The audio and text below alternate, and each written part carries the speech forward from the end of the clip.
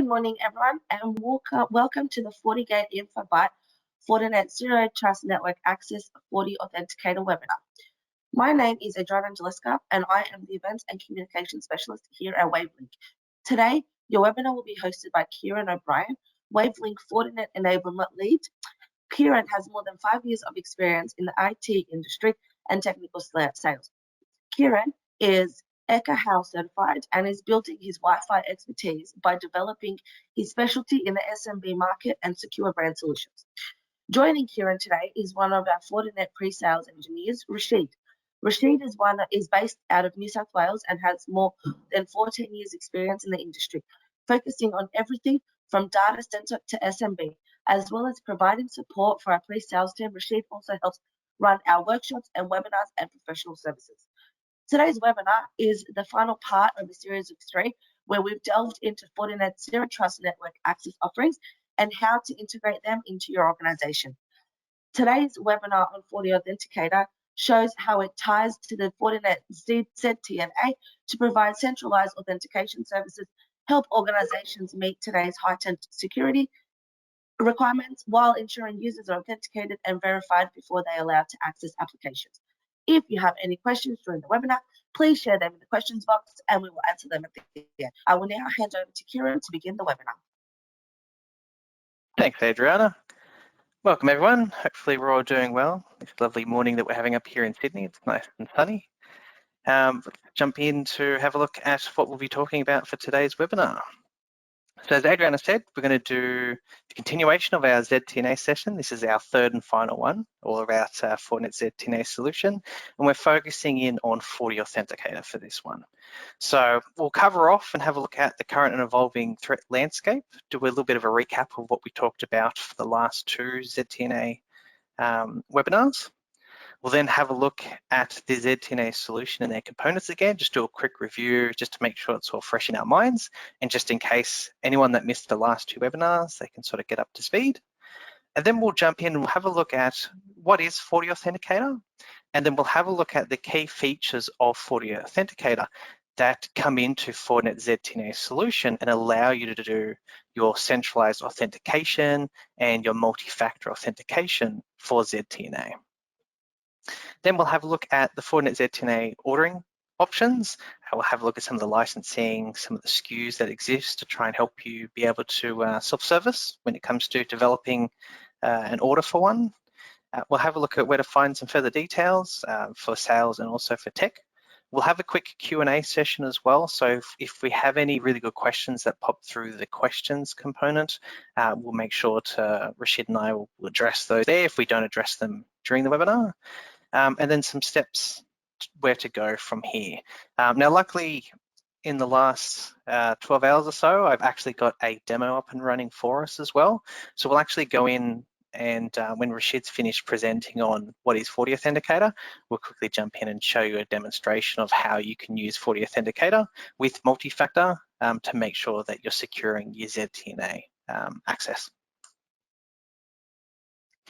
Before we jump in, just wanted to take a couple of minutes to introduce Wavelink, just in case you're new to us here. We've got a lot of new partners coming on board, so welcome any new partners that are with us and welcome back any existing partners.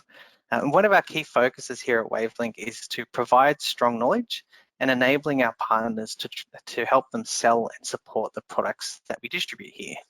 So at any time, if you ever need any assistance with any of our vendors, please reach out to any of our team here at Wavelink, myself, doing enablement, Rashid with pre-sales, our sales team, your account managers, just reach out. Any questions that you have, we're more than happy to try and help you with however we can. And some of the ways we're trying to enable and help really support our partners is through a range of specialized marketing campaigns and also some services that we have on offer for our partners. And some of these services are like a professional services program that includes staging, rollout, and installation services. And if you ever want to get any more information on all the services that we provide here at Wavelink, just reach out. More than happy to run through all the different programs that we have for our partners. With that, let's jump straight into the content. So For those that attended the first webinar of this three-part webinar series on the Fortinet Zero Trust Network Access solution, we focused on remote access. And you'll remember that we identified three main drawbacks for existing access solutions. And those three major drawbacks were the fact that they're predominantly perimeter-based access approach. There's limited insight into the content traversing through that solution, the VPN solution typically, and it's also quite limited in its ability to scale out, especially with the introduction with multi-cloud environments and distribution of data centers across multiple geolocations. So to quickly touch on any of these details, just in case anyone wasn't in the first webinar. So the perimeter-based access approach, with traditional VPNs, typically your users connect through a VPN client to a VPN gateway to enable them to establish a secure connection from their device into your corporate's network.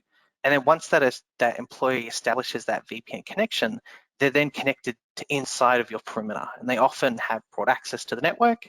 And this places your organization's data, all your applications, and all your intellectual property at risk.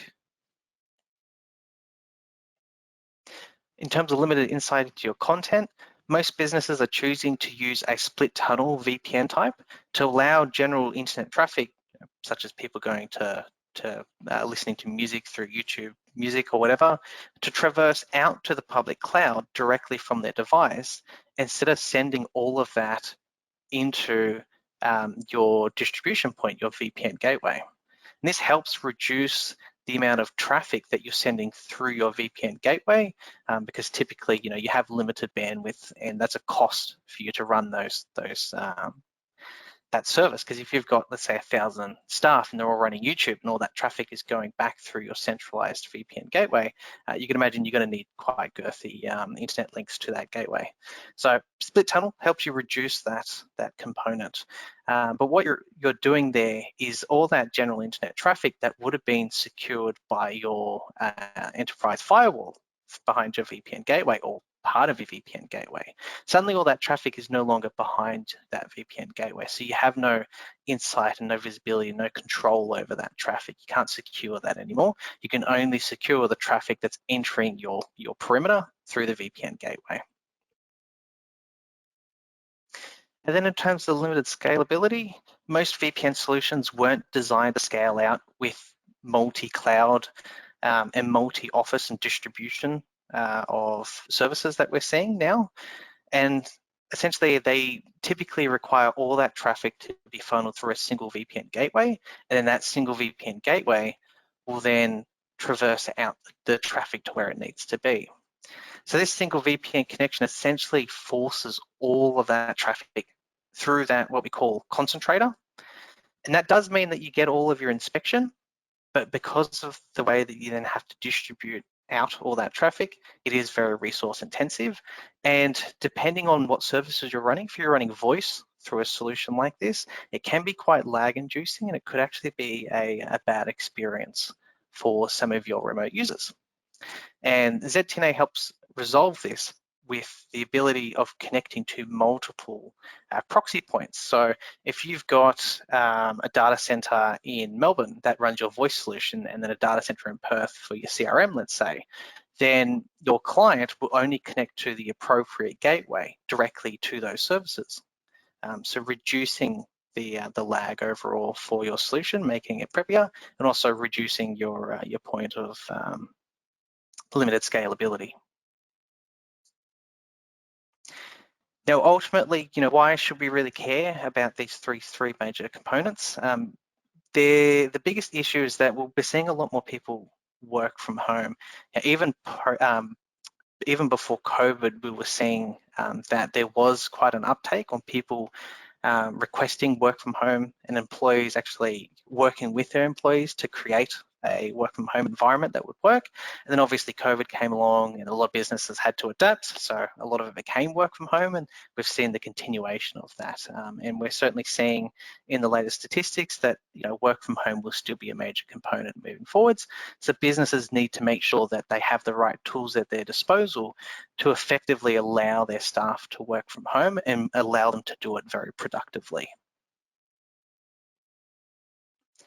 Now, in terms of internal segmentation, this was all covered off in our second webinar of this three-part series, where we focused specifically only on the internal segmentation part of ZTNA.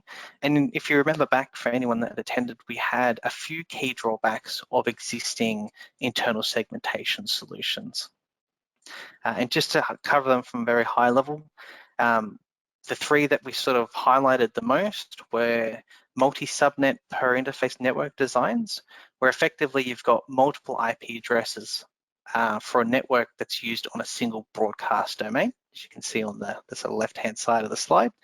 And having everything on the same broadcast domain does make it very simple to set up, super easy to simple to set up, but it does cause significant bottlenecking to the performance of your network, especially if you have a network that's quite large and it's got a lot of broadcasts on the network. And there's also little to no security between your networks because it's all flat. It's all actually a single broadcast domain, and it allows unrestricted access to all of your networks within that flat network. So that's a really, really bad design. So to try and combat that, or one of the ways to try and combat that anyhow, is to use a VLAN network design, where each of your IP subnets you're now putting on a separate broadcast domain.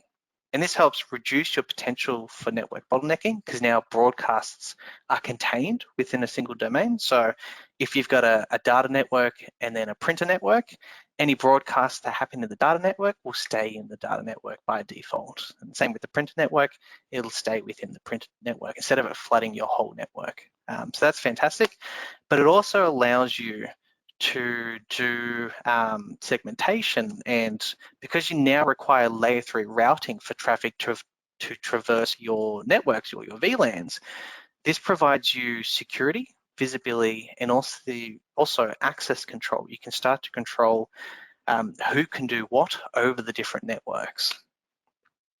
Now, the major drawback for VLANs typically is having to manually configure each of the switch ports on your switches to configure, which VLAN should you be listening to, which ones are allowed, which ones are untagged and tagged. Now, for static networks, this really isn't too much of an issue. Where this is the bigger issue is when you have a customer that offers or that has a dynamic network, so it's constantly changing. You're constantly having to reassign different VLANs to ports to get services up and running. Now, to try and reduce that administration overhead, most vendors, Fortinet including, offer a dynamic switch port functionality where the appropriate VLAN for each port of that switch is automatically selected based on a set of criteria that you can put out.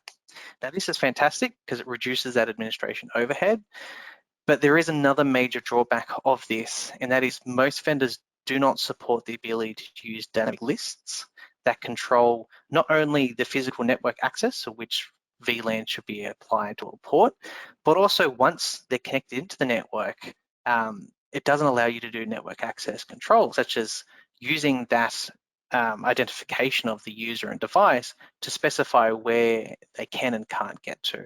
And that's where we see the ZTNA solution really, really working well, is because you're using essentially your ZTNA tags in your authentication, which is all part of ZTNA, to not only dictate remote access for your remote users, but also your internal access in terms of you can add it to your firewall policies, and you can now then dictate what applications and services people can use, but then you can use it on your switching through the NAC functionality, and now you're dictating physical network access, and it's all automated using your ZTNA tags. It's super, super useful, all utilizing that same functionality of ZTNA.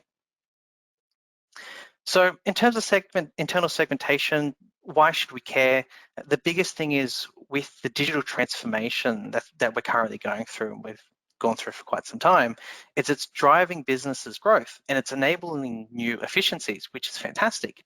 And aspects that make this growth possible, such as mobile computing, convergence of IT, operational technology, and automation, helps achieve this end-to-end security, and it makes it so much easier for businesses to get up and running and to create a solution that works for their staff.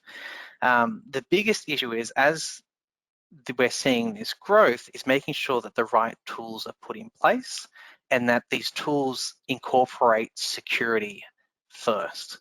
Because the last thing you want to do is integrate a solution that's really seamless for a user, but there's no security behind it, and you've accidentally let users potentially access services that they potentially shouldn't have to begin with. And ZTNA solves this by having a design philosophy where you basically identify the device as untrusted, and then you build trust from ZTNA.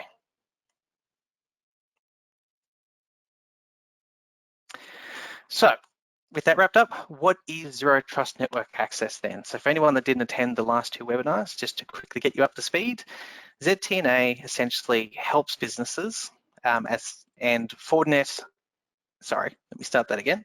To help businesses, Fortinet has developed a very diverse and comprehensive solution called Zero Trust Network Access. And this aims to help companies overcome the network trust and access issues that we're seeing today, not only for external, like we've seen before, but also for internal, for your internal segmentation. Zero Trust Network Access at a very high level provides a better access control solution than your traditional network segmentation solutions, while also providing a layer of protection for not only your internal infrastructure, but also your cloud-based applications and your remote users. And this all leverages FortiOS and FortiClient, which we'll see in a second. And ZTNA provides granular control to applications with things like device posture checks and dynamic access policies. And these dynamic access policies allow us to do all that automation with ZTNA tags. Now, why ZTNA? Well, ZTNA applies the idea of zero trust principles to control that user access to applications and services, ensuring that devices are meeting a level of security and identification requirements before the access is provided. So we're making sure that the device is running AV and it's secure, whatever your requirements are in terms of a device posture check. And then we're also checking the identity of the person utilizing that device to make sure that it actually is the user that you're expecting to be. What are the zero trust principles? Zero trust essentially abolishes the idea of a trusted network inside of a corporate network. And ZTNA essentially mandates that enterprises create micro perimeters of control around their sensitive data assets, and then gain visibility into how that data is used, who should use it, and why they should use it. And essentially how it works is there's three main components, and that is never trust and always verify. This is not only where essentially your first time authentication happens, but zero trust also says that you must do continual verification authentication for every session to make sure that each time that user is creating a new connection, it's still them. Minimal access means provide users only with what they're required to do their jobs. So for example, sales staff don't need access to the FortiGate GUI. The FortiGate GUI should be done by the internal IT team. So you wouldn't give your sales team access to that service. And then always assume breach. And this is where the zero trust principles apply, where you implement security solutions and policies pretending that you've already been compromised, and what security measures can be taken if you're compromised. So essentially connecting from a particular network should not determine which services you can access. Access to these services is always based on your identity, and you're always given the minimal access required that you should have for your role. So the Fortinet ZTNA solution utilizes at a minimum the FortiGate, which is Fortinet's next generation firewall, FortiClient agent, and this is Fortinet's fabric agent that delivers not only protection, but also compliance and secure access. And it's all done in a single modular client, which is really fantastic. And then also FortiAuthenticator, which obviously we're jumping into today to look a bit further in. And that's Fortinet's powerful access management and the single sign-on authentication solution. Just quickly, the advantages of Fortinet's ZTNA solution are that you're leveraging your existing FortiGate firewalls. You're extending the security of that FortiGate to protect users wherever they are. So for remote users using ZTNA, you're pushing that line of protection and authentication out to the client. ZTNA itself isn't a licensed feature on FortiOS and FortiClient. It's a part of the base licenses. So if you've got a FortiGate, even if you've got FortiCare, the ZTNA functionality is there. If you've got FortiClient, the minimum license requirement for FortiClient is actually ZTNA. So if you've already got those two solutions, you can get up and running. And then of course, FortiAuthenticator, if you've already got that, then you can tie that into your ZTNA solution. Super easy. Also, there's simplified management and reporting, thanks to the security fabric. And it's relatively easy to transition from VPN to ZTNA, as you're only changing your configuration and how you're utilizing the technology. You're not having to rip and replace a FortiGate for something else to get the functionality of ZTNA. With that, I'll pass across to Rashid to go through, and we'll have a look at exactly what is FortiAuthenticator. Thanks, Rashid. I'll just pass it across to you.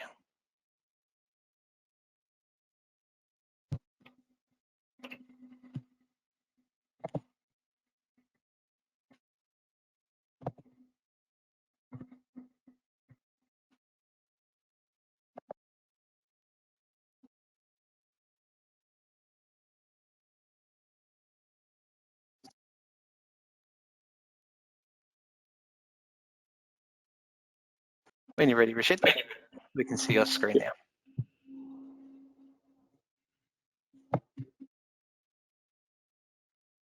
Okay, can you see my screen now? Yep, all working Awesome. perfectly. Awesome, thank you. So, thank you, Kieran, for that insightful information. So now we're going to go ahead and look into what a FortiAuthenticator is. So a FortiAuthenticator is essentially a solution from Fortinet which acts as a gatekeeper of authorization into the Fortinet secure enterprise network. And what it does is it goes ahead and identifies users querying access permissions from like third-party systems and communicating this information back to the FortiGate for use in identity-based policies.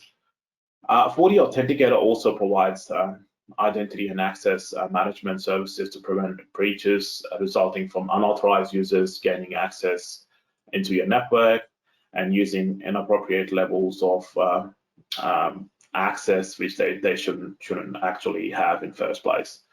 So FortiAuthenticator ensures only the right person can access your sensitive resources and data at the right time. Now, FortiAuthenticator delivers multiple features which include authentication. Now with authentication, FortiAuthenticator includes Radius, TACAX Plus, LDAP server authentication, SAML, which is used for exchanging authentication and authorization data between an identity provider and a service provider. There's also two-factor authentication. So two-factor authentication can act FortiAuthenticator, can act as a two-factor authentication server with support for one-time passwords using FortiToken hardware, FortiToken mobile, SMS, or email. So FortiAuthenticator two-factor authentication is compatible with any system that also supports Radius.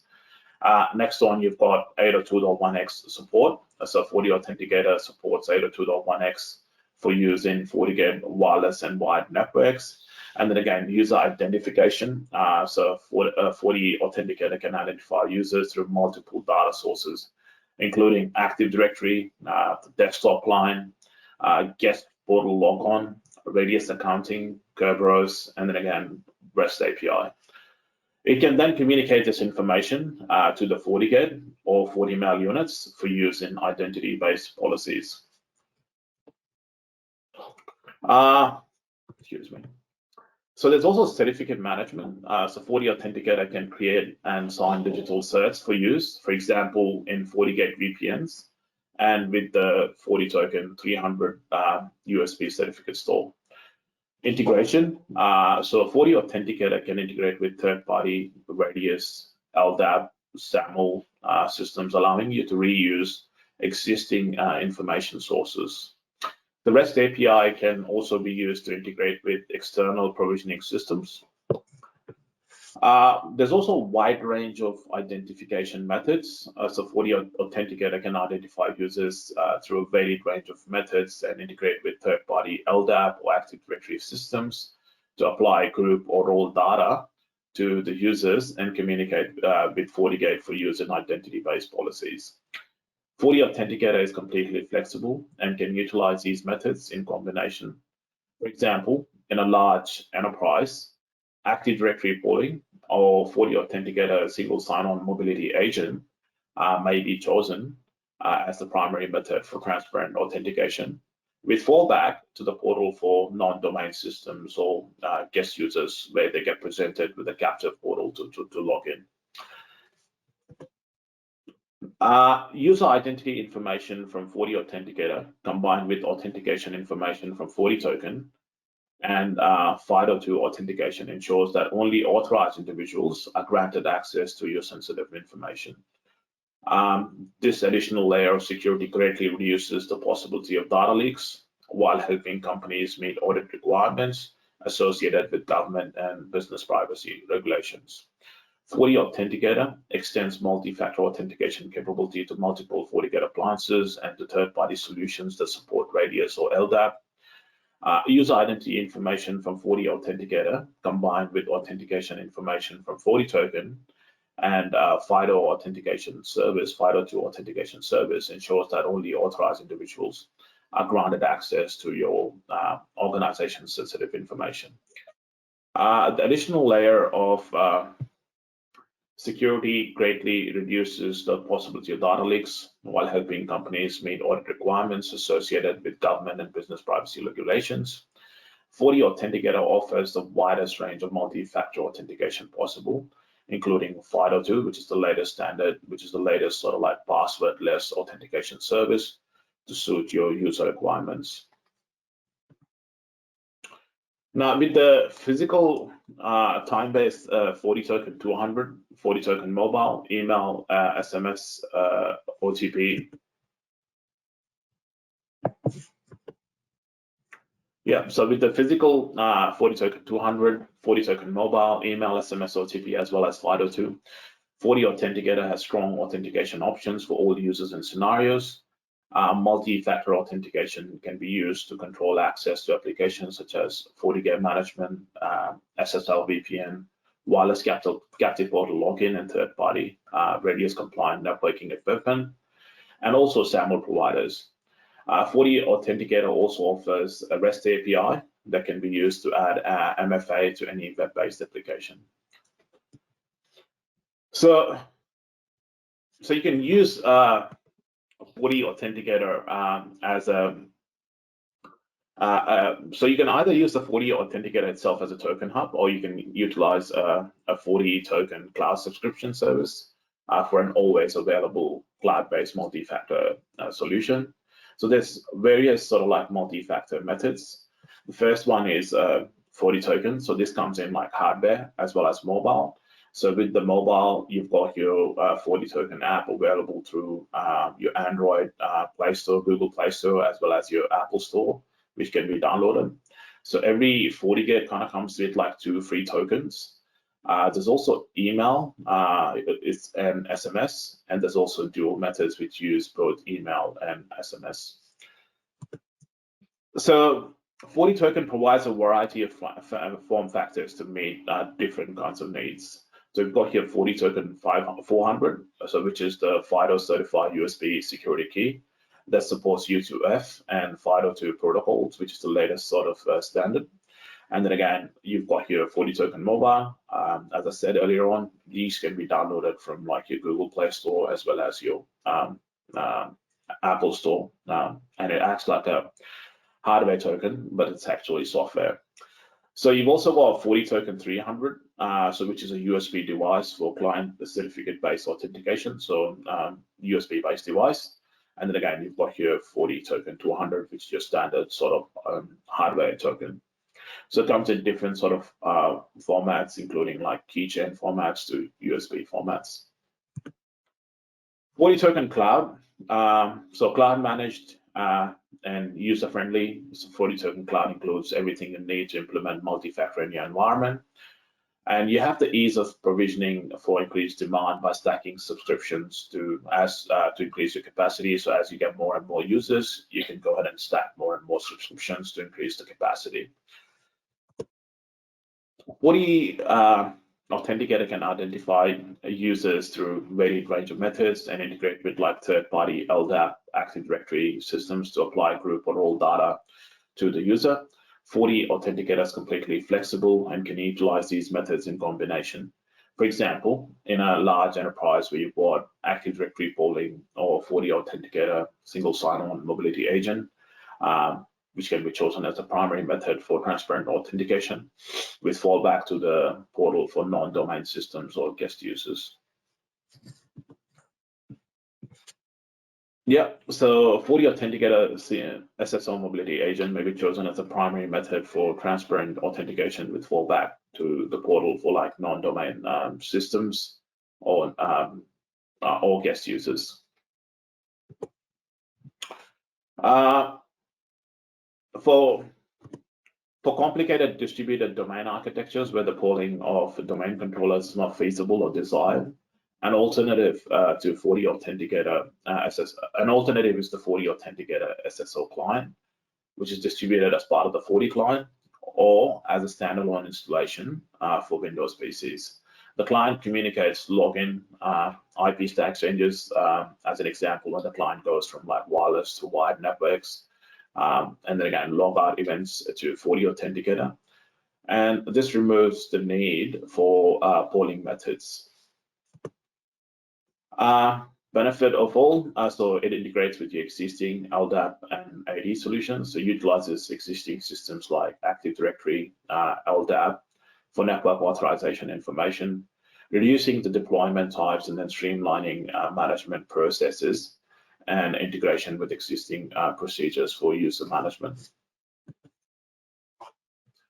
There's also enablement of identity and role-based security, which allows security administrators to give users access to relevant network and application resources appropriate to their role, while retaining control and minimizing risk.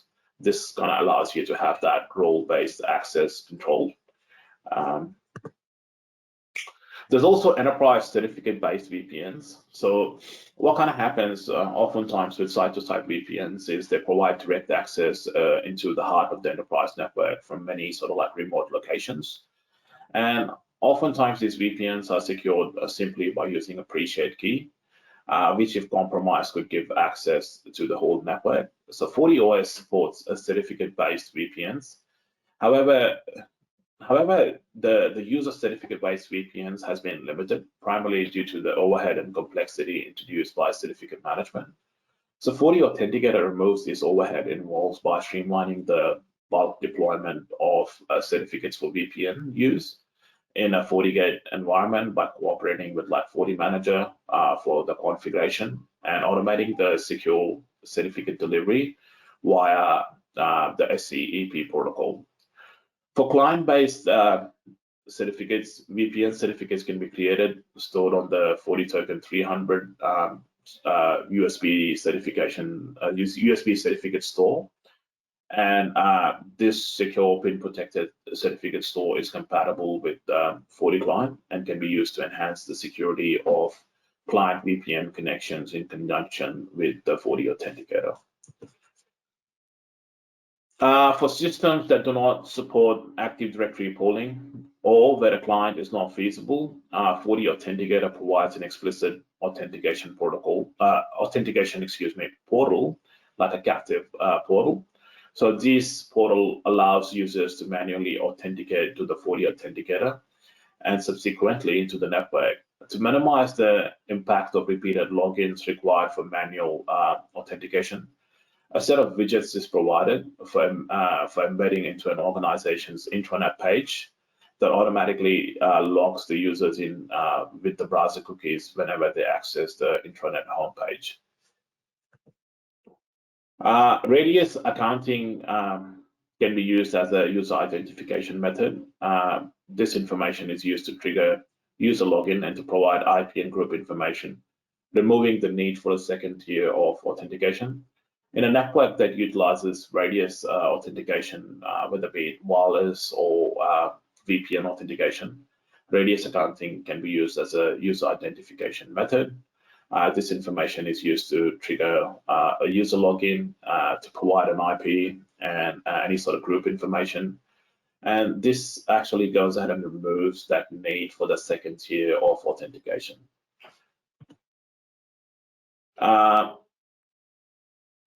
ZTNA key features.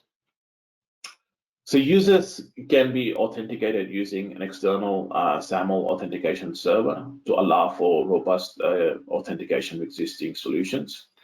Utilizing a FortiAuthenticator as an authentication proxy, this greatly reduces the configuration and overheads.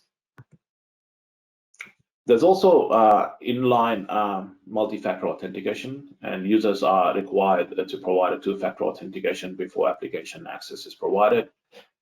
This kind of ensures that user claims to be user is who they claim to be. Well, that being said, I'll hand you back to Kieran for a demo into FortiAuthenticator. You're Rashid.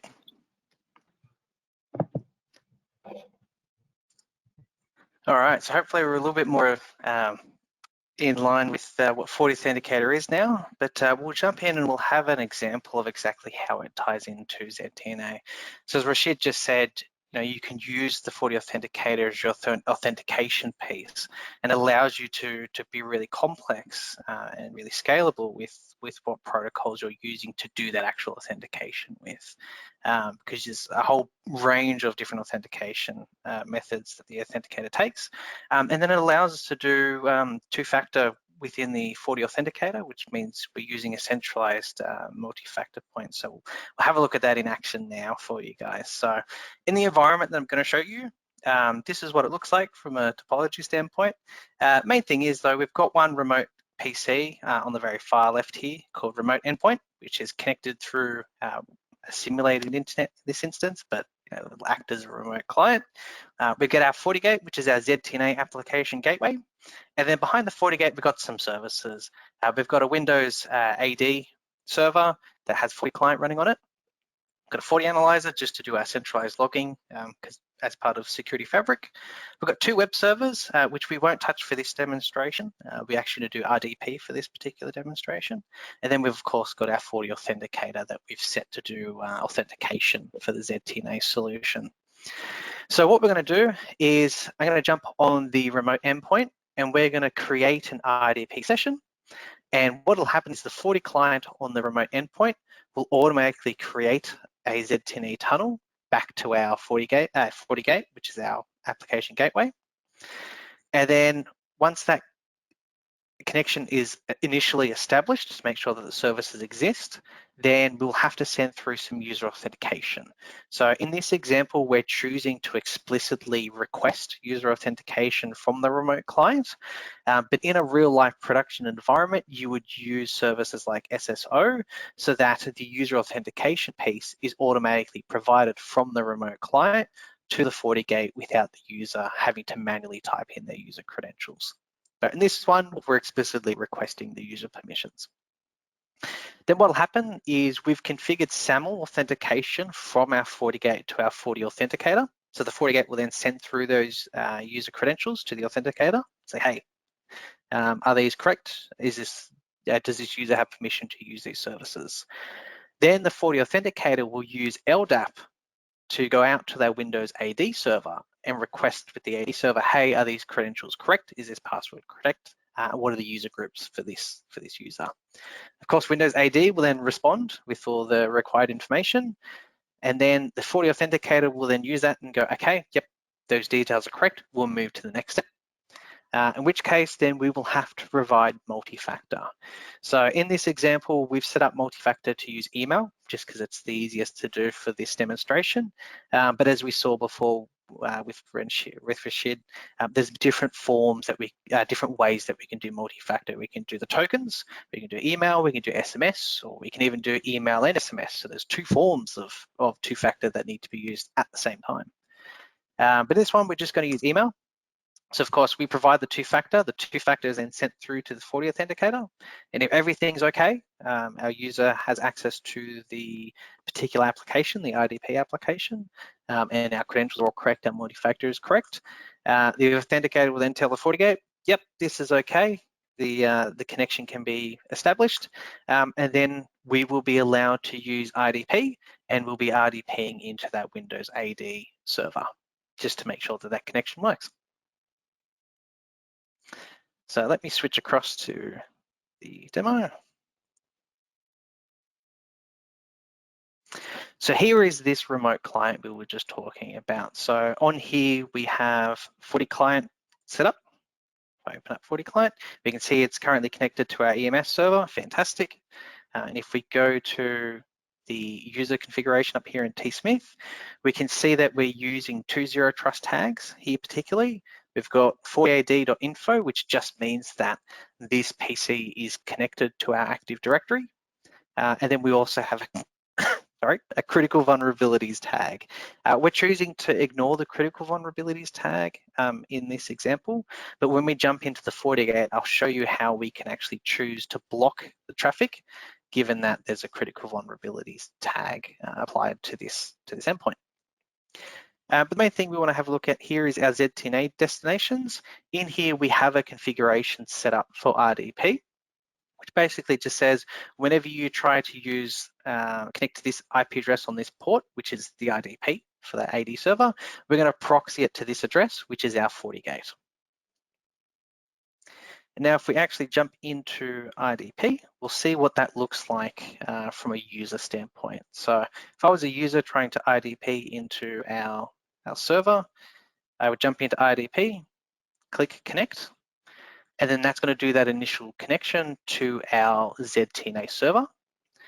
Now we've requested user authentication be manually typed in, so we'll get a login page from FortiClient saying, hey, you need to provide the credentials in order to establish the ZTNA connection. So I'll type in tsmith and then the password for this user. We'll click login, and that will then do that SAML authentication I was talking about before between the FortiGate and our FortiAuthenticator. So all that was correct, it all went through, so it's now asking us for our token code.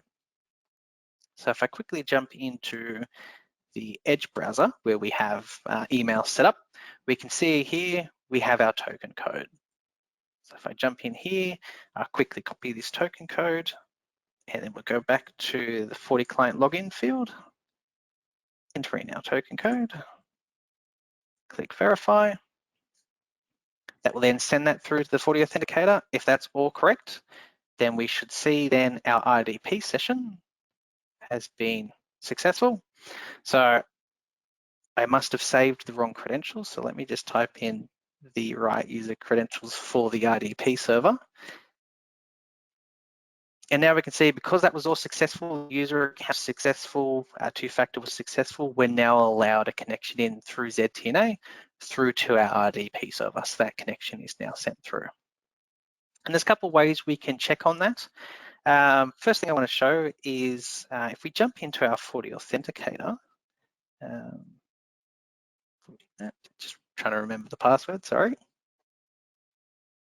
We can have a look in here at our monitor, authentication, and then because we're using SAML, we'll jump into the SAML sessions. And we can see here that we have successfully authenticated our tsmith user, the one that we just used for ZTNA, and we can see when it was done, when it's valid till, the session ID if we want to. And if we want to, we can always from here log out that authentication user piece so that the next time the user tries to access the service, they're required from the FortiAuthenticator perspective to do the authentication all from scratch. But where we'll probably mostly be monitoring this solution from is the actual FortiGate itself. So this is the FortiGate that was doing our ZTNA proxying. And if we come in here and we go to users and devices, and then go to firewall users, again, we can see here, tsmith was successfully registered through, and we can see that we're using the explicit proxy because that's what ZTNA uses in the back end. We can see how long for, and if we ever wanted to remove the FortiGate's authentication for that person, we can also do it from here. But if we go to network, and then I've added a widget in here called FortiView ZTNA servers by bytes. If we just quickly jump in here, we can see we've got this ZTNA server called ZTNA web server. If I drill down into the details just so we can see a little bit more information, we should see in here T Smith, which is that user, and we can see all the sessions that they've currently got going for their RDP session. So that sort of gives us a lot of granular information into exactly what users are using your services for ZTNA on your FortiGate. And then of course we can come into policy and objects, go into ZTNA, and if we ever wanted to stop people from being able to access services based on their ZTNA tags, all we would need to do is create a policy where instead of accepting the traffic to get through, we would actually then deny the traffic to get through, and we would set whatever the appropriate ZTNA tags are. So in this example, if we wanted users that had critical vulnerabilities on their computers to not be able to be accessed through to your services, then we would choose the ZTNA tag as critical vulnerabilities, set the action as deny, and then put that policy in place. And then suddenly all the users that have that critical vulnerability tag against them won't be allowed to establish that ZTNA connection through. Otherwise, that's the demonstration for ZTNA, showing you the FortiAuthenticator as that authentication piece and doing that multi-factor in the network. So in terms of ordering information, nothing's changed on the FortiGate side. So all of the FortiGate models are the exact same technology and exact same experience. The only difference is the throughput, and also, of course, the physical ports on the physical FortiGates. So if you got a FortiGate 60F and you got a FortiGate 600F, both do ZTNA, both the exact same. Same with the FortiGate VM, does ZTNA the exact same way. It's just the physical limitations of the hardware in terms of capacity for RAM and resources. ZTNA, it's still the same as the last two. The minimum requirement is the ZTNA agent license, which gives you access to all of the ZTNA functionality, as well as additional services included as part of FortiClient. And then, of course, if you wanted to do endpoint protection, then there's an additional license or a different license available that has the EPP component of FortiClient bundled into the single license. Now, the main point here is FortiAuthenticator. So Rashid talked before that there's different forms of FortiAuthenticator. There is the FortiAuthenticator hardware. There's the virtual machine or the VM. There's also public cloud, the ability to run it in public cloud. And also there's what's known as FortiTrust Identity, also known as FortiAuthenticator Cloud. The hardware appliances and VM are fully functioned offerings, while the FortiTrust Identity, which is essentially FortiAuthenticator Cloud, is still working on their Radius functionality. It is expected to be fully featured and completely rich in Q3 2024, was the last time I checked. So hopefully soon that should be in alignment further with the application and VM. Otherwise, for things like SSO, single sign-on, Fortinet single sign-on, multi-factor, your portal services, and your certificate management, it's all exactly the same. And because it's a SaaS-based solution, you don't have to worry about HA. That's all managed by the Fortinet services.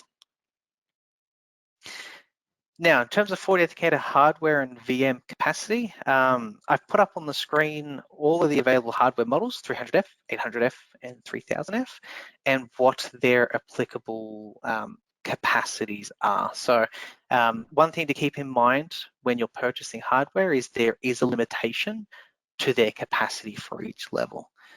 Whereas with the FortiAuthenticator VM, you can essentially scale that out to however much you need to do.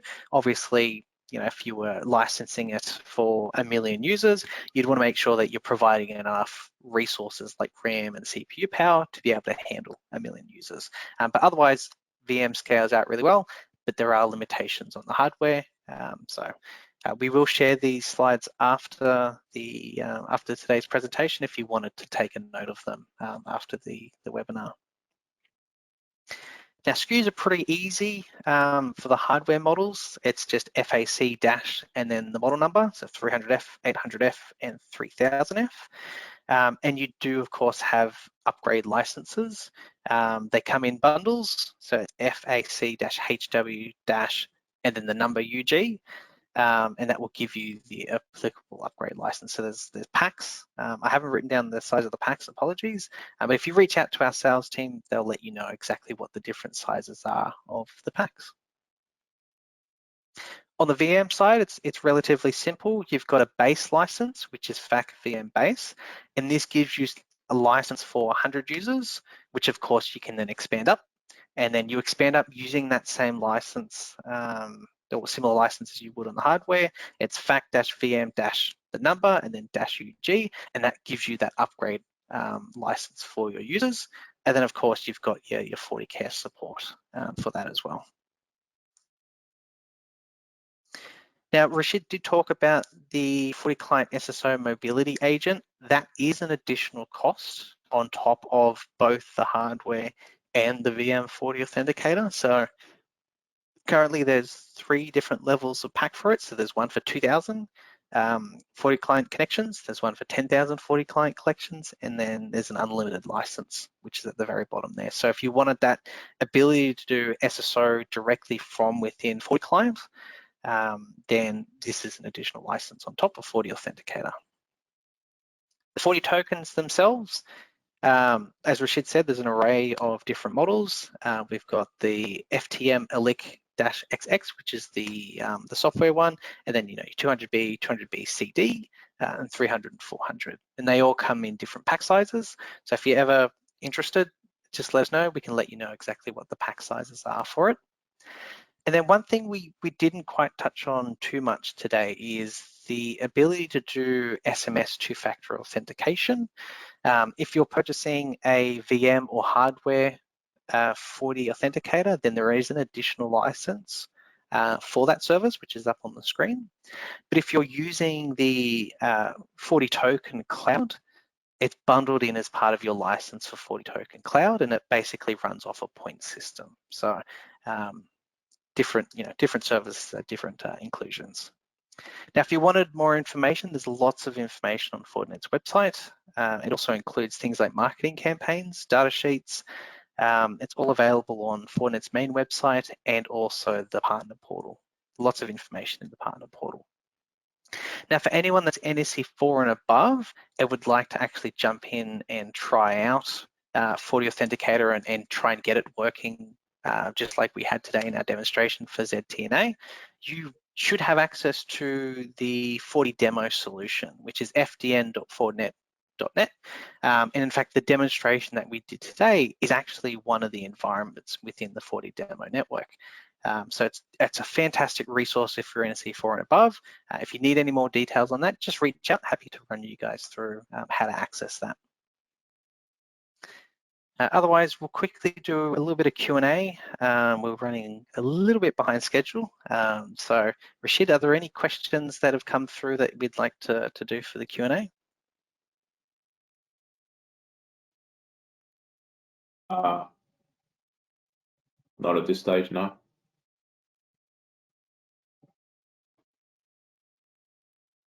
Okay, cool. If there's any questions that we haven't answered off just yet during the webinar, we'll make sure to get back to you post the webinar. All right, so next steps from here, so sort of the road to success, some might say, is to reach out to your account manager and we can arrange further discussions with the pre-sales team exactly around any component of the ZTNA solution. So if you've got any questions about anything that we might have covered off previously, maybe you have more questions now that we've talked about FortiAuthenticator, at any time, please feel free to reach out. Once you've done that, or if you're confident you don't need any more information, we definitely recommend to run an internal demonstration to gain that first-hand experience with developing things like your authentication rules and your access rights using FortiAuthenticator. And then, of course, once you've done that and you're familiar with how you've done it internally, then you can start to do those demos for your prospective customers, and that allows you to highlight directly to them exactly how ZTNA solution sort of works securely and convenient within their network. And it also gives you that little bit more hands-on experience, and you can talk around it really well. Now, the great thing about FortiAuthenticator is the VM does allow you to run it into as an evaluation if you just deploy it and don't actually apply a license to it. Now, it is limited in terms of there's only so many SSO agents and so many users you can use, but it should be enough that you can run internal demonstrations and external demonstrations to show you the value to the customer, and that's a zero cost to you guys to run that in evaluation mode. And then, of course, once you've got the grips on everything, definitely working out and developing and selling a converged Fortinet security platform that uses, more than just the ZTNA solution that we've talked about in these past 3 webinars, but, utilizing the ZTNA as a component of that security platform for your customers. With that, we'd like to thank everyone for coming along. Hopefully you got a lot out of it. Again, if you've got any questions, please feel free to reach out at any time. And we're more than happy to help you guys through the road to success. Thank you so much for attending.